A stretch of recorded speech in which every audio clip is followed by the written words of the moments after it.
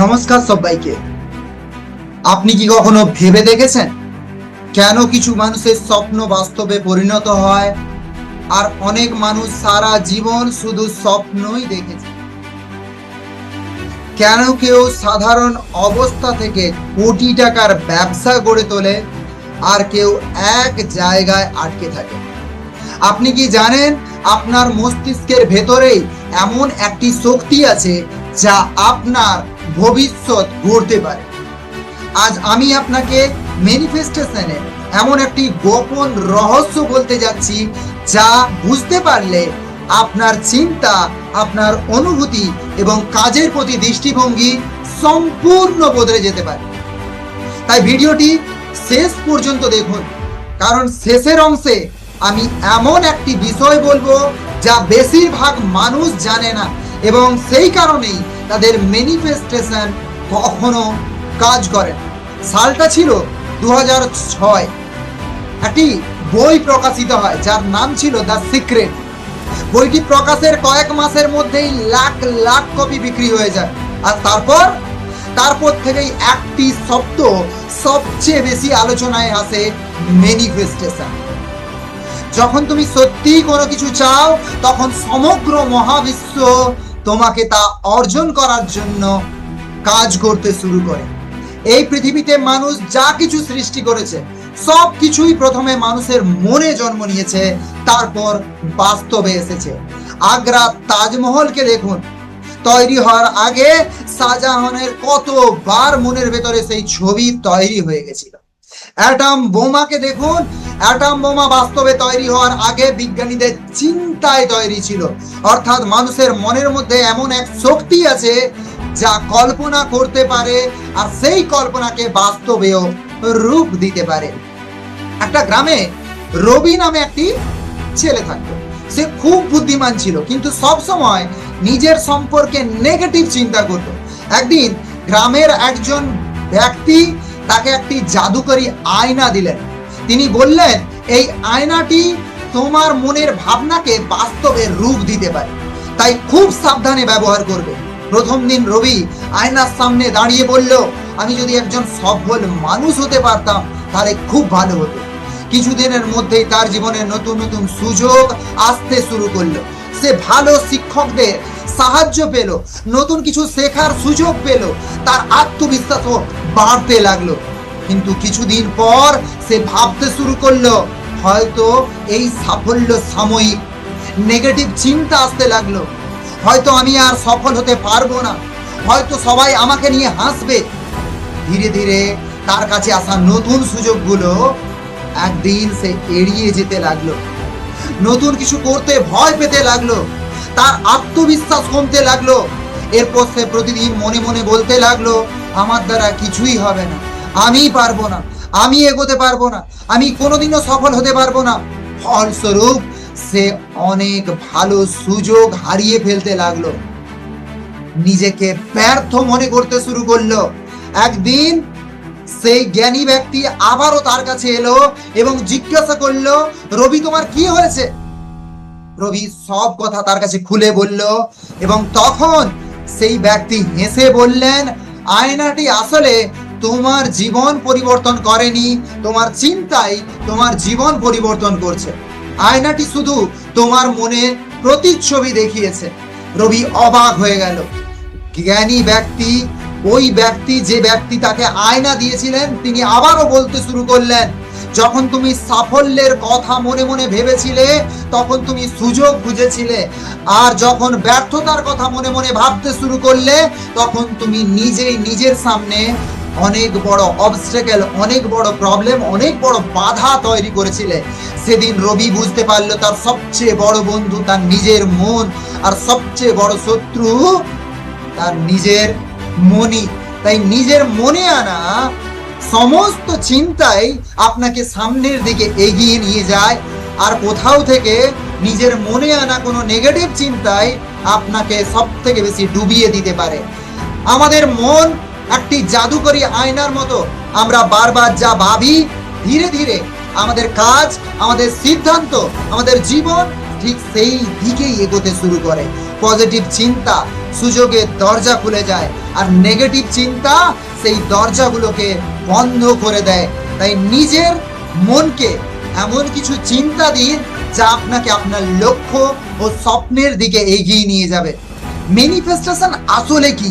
ম্যানিফেস্টেশনকে সহজ ভাষায় আমাদের চিন্তা, অনুভূতি এবং আবেগকে যখন আমরা আমাদের স্বপ্ন ও লক্ষ্যের সঙ্গে একসঙ্গে মিলিয়ে দিই, তখন তাকে ম্যানিফেস্টেশন বলা হয়। কারণ আমাদের চিন্তা ও অনুভূতি আমাদের জীবনের দিক নির্ধারণ করে। বিজ্ঞান বলে, গবেষণায় প্রত্যেকটা জায়গায় দেখা যাচ্ছে আমাদের মস্তিষ্ক কল্পনা আর বাস্তবের মধ্যে পার্থক্য করতে পারে না। যখন আমরা কোনো লক্ষ্যকে বারবার কল্পনা করি, কোনো একটা ড্রিম বারবার দেখি, তখন সেই মস্তিষ্কে আমাদের সেই লক্ষ্যটা সম্পর্কিত নিউরাল পথ তৈরি হতে শুরু করে। তবে মনে রাখবেন, শুধু কল্পনা করলেই দক্ষতা তৈরি হয় না। কল্পনা মস্তিষ্ককে দিশা দেয়, কিন্তু অ্যাকশন ছাড়া, আপনার কাজ ছাড়া সেটা কখনোই সফল নয়। এখানে আরো একটা বিষয় না বললেই নয়, সেটা হচ্ছে RAS। RAS আমাদের মস্তিষ্কের একটি গুরুত্বপূর্ণ সিস্টেম, যাকে সায়েন্স রেটিকুলার অ্যাক্টিভেটিং সিস্টেম নামে চেনে। এই রেটিকুলার অ্যাক্টিভেটিং সিস্টেম কি? ধরুন, আপনি একটি নির্দিষ্ট ব্র্যান্ডের গাড়ি কেনার কথা ভাবলেন বা দেখলেন কোথাও থেকে, হঠাৎ দেখবেন সেই গাড়িটাই আপনি রাস্তায় বেরিয়ে, সেই গাড়িটারই ছবি পোস্টারে, সেই গাড়িটারই ছবি আপনি পার্কিং এ দেখতে পাবেন। এটা শুধু গাড়ির ক্ষেত্রে হচ্ছে এমনটা নয়, আপনার শাড়ির ক্ষেত্রেও একই ধরনের ঘটনা ঘটে। আপনার যে কোনো ব্র্যান্ডের মোবাইলের ক্ষেত্রেও একই ঘটনা ঘটছে। যে কোনো ধরনের সিস্টেমকে আপনি যখন আপনার মনে জায়গা দিচ্ছেন, একই সিস্টেম বাইরের জগৎ থেকে আপনি পাচ্ছেন।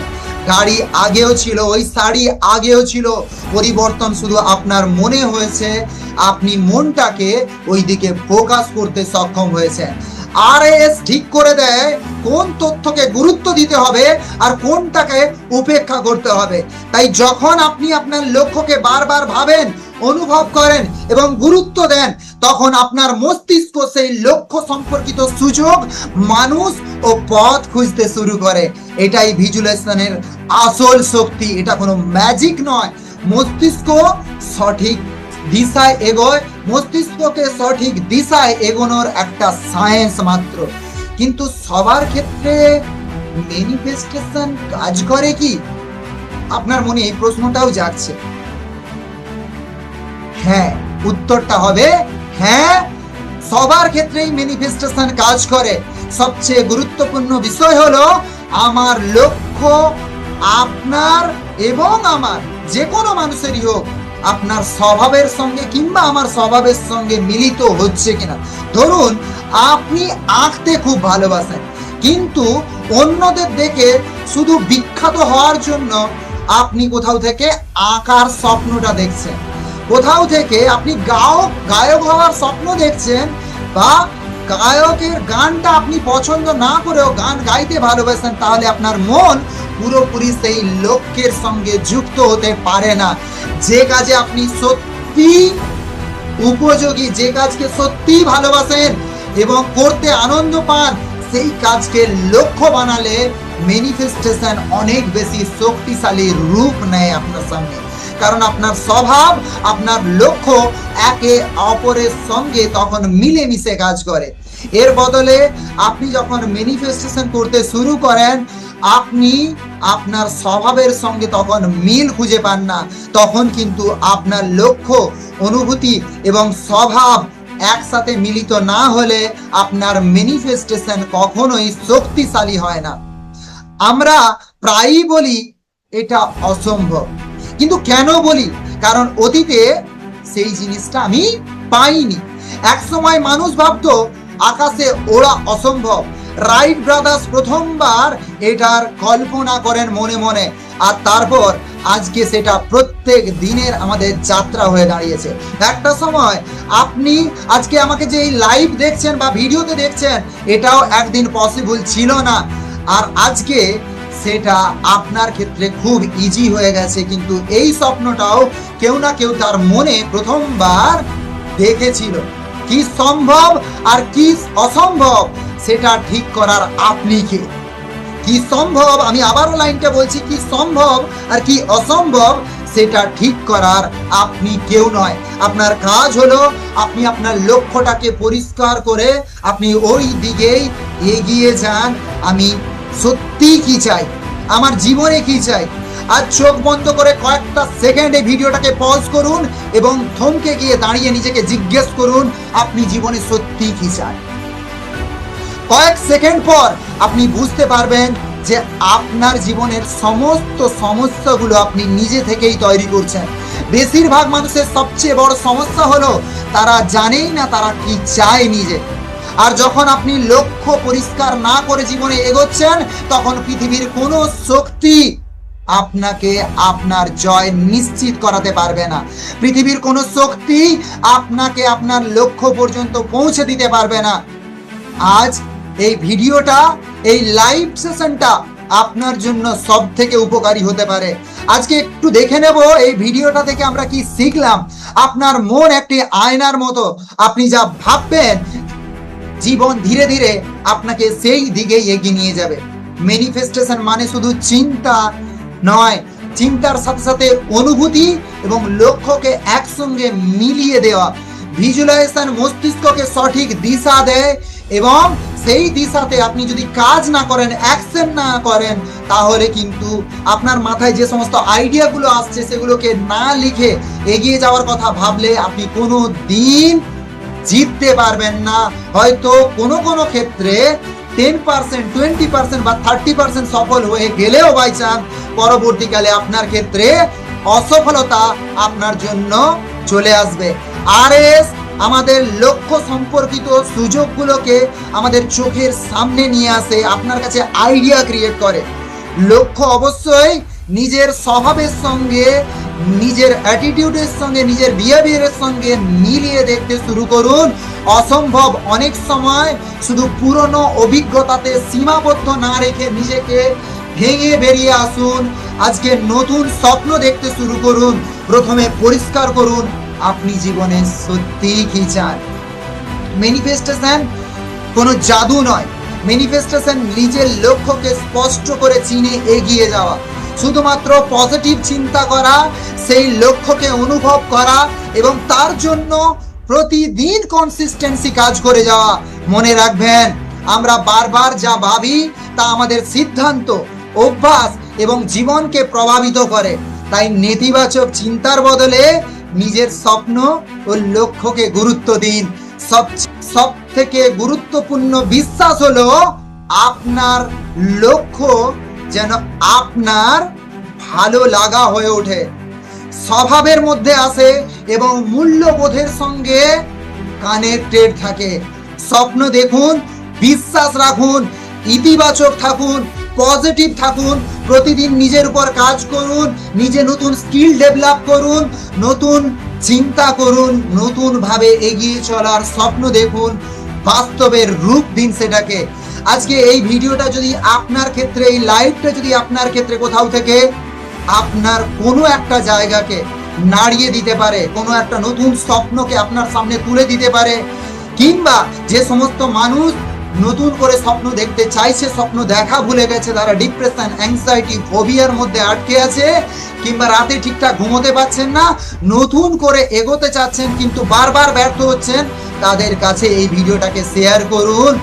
আর লাইফে আপনি নিজেও এই সমস্ত সিস্টেমকে মেনে চলুন। ধন্যবাদ, থ্যাংক ইউ এতক্ষণ ভিডিওতে থাকার জন্য, অসংখ্য ধন্যবাদ।